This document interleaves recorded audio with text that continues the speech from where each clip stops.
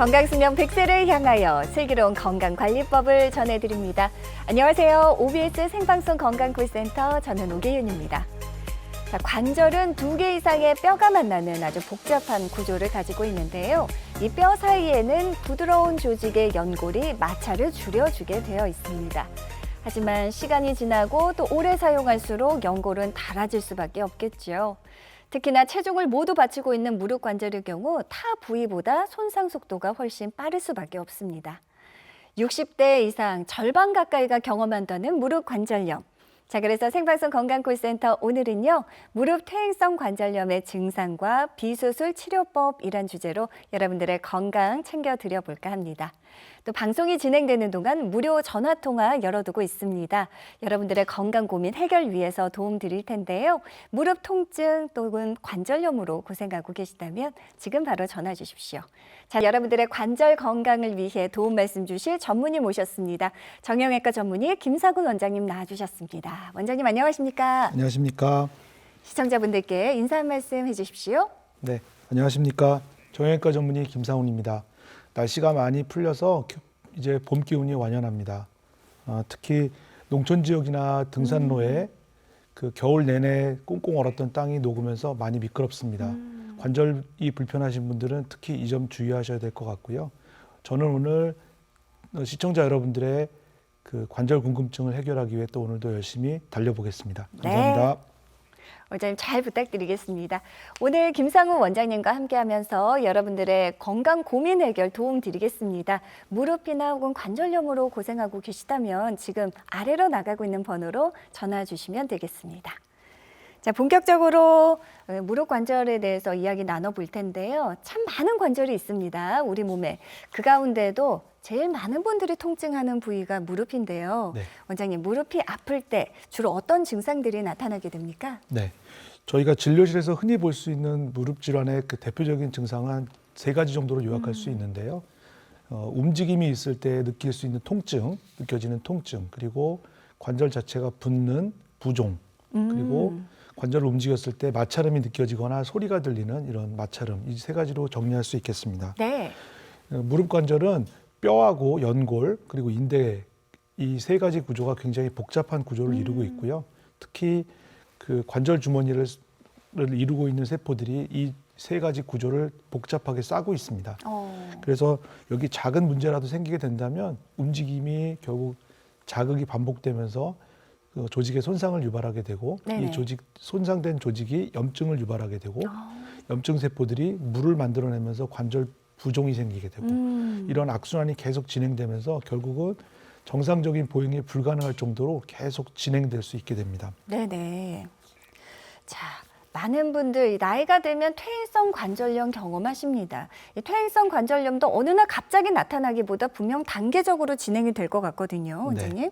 그 단계 소개 좀 해주세요. 네, 그림에서 보시는 것처럼 관절염, 퇴행성 관절염을 쉽게 생각하기 위해서 편의상 3가지 정도의 그 단계로 나누는데요. 초기 단계, 그리고 중간 단계, 그리고 중증 단계.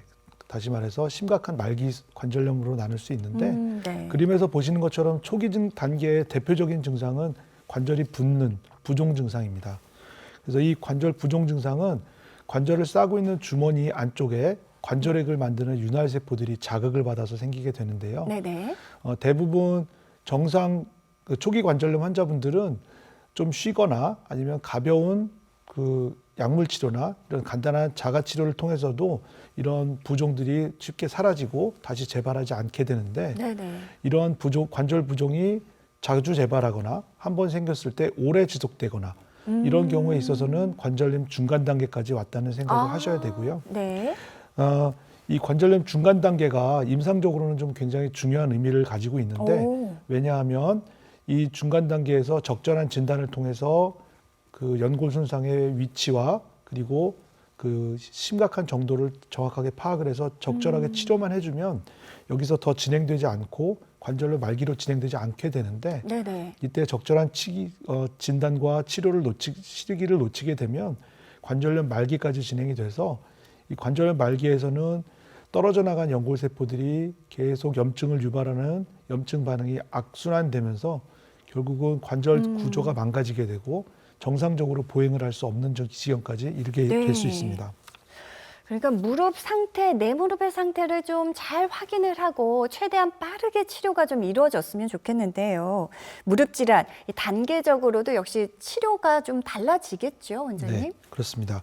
그래서 아까 말씀드린 초기 관절염 환자분들은 대부분 간단한 보존적인 치료, 물리치료나 도수치료, 그리고 뭐 약물치료, 그리고 체외 충격파 치료 이러한 간단한 외래에서 할 수 있는 치료들로 충분히 치료가 되고 또 재발을 안 하면 경과를 보셔도 되고 완치됐다고 생각하셔도 됩니다. 네. 하지만 그 관절염 중간 단계에 오신 분들은 계속 반복되는 무릎 부종이나 한번 부종이 심하게 유지가 되는 분들이기 때문에 이런 분들은 적절한 진단을 통해서 손상된 연골 부위의 위치와 그리고 그 심각한 정도를 정확하게 파악을 한 후에 외래에서 실수할 수 있는 염증을 줄여주는 주사 치료나 네. 또는 자가골수 줄기세포 치료 이런 주사 치료 그리고 더 나아가서 연골 손상 부위가 비교적 크다면 줄기세포 이식술을 통해서 연골을 재생시킬 수 있는 연골 재생술을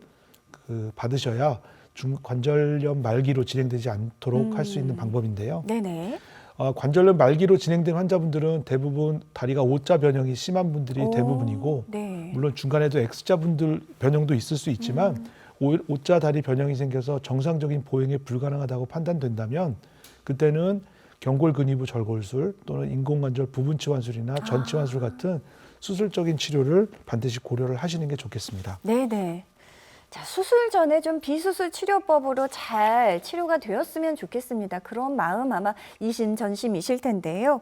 다양한 비수술 치료법들 가운데 먼저 자가골수 줄기세포 주사에 대해서 좀 알아보겠습니다. 네. 원장님, 자가골수 줄기세포 주사 어떤 치료법입니까? 네, 그 제목이 굉장히 어렵게 느껴지실 수 있는데 자가골수 줄기세포 주사 치료라는 것은 내 골수에 있는 줄기세포를 모아서 필요한 부분에 주사해 준다 이렇게 생각하시면 되는데요. 네네.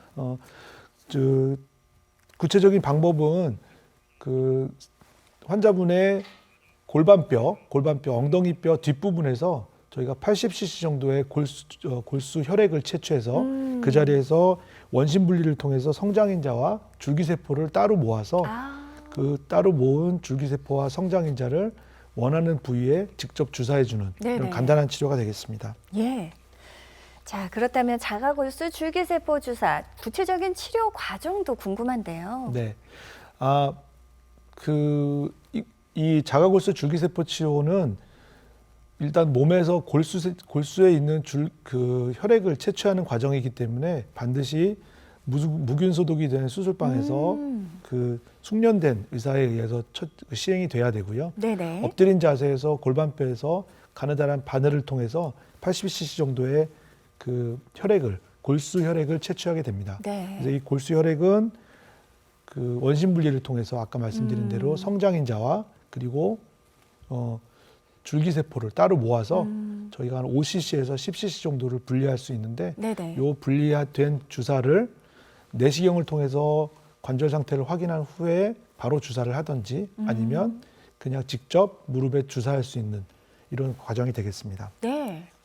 자, 주사 치료입니다. 그렇기 때문에 많은 분들이 이 치료법에 대해서 관심을 가지실 것 같은데요. 자가골수 줄기세포 주사, 그렇다면 어떤 환자분들에게 적용 가능한 치료법인지 네. 궁금해요. 굉장히 그러니까 기본적으로 자기 몸에서 얻은 줄기세포를 직접 다시 다른 부위에 주사하는 거기 때문에 굉장히 안전하고 네. 광범위하게 쓰일 수가 있는데요. 표에서 보시는 것처럼 퇴행성 관절염 환자에게 쓸 수 있고 그리고 관절연골 손상, 그러니까 젊은 사람인데 외상성 관절연골 손상에도 적용을 할 수가 있겠고요.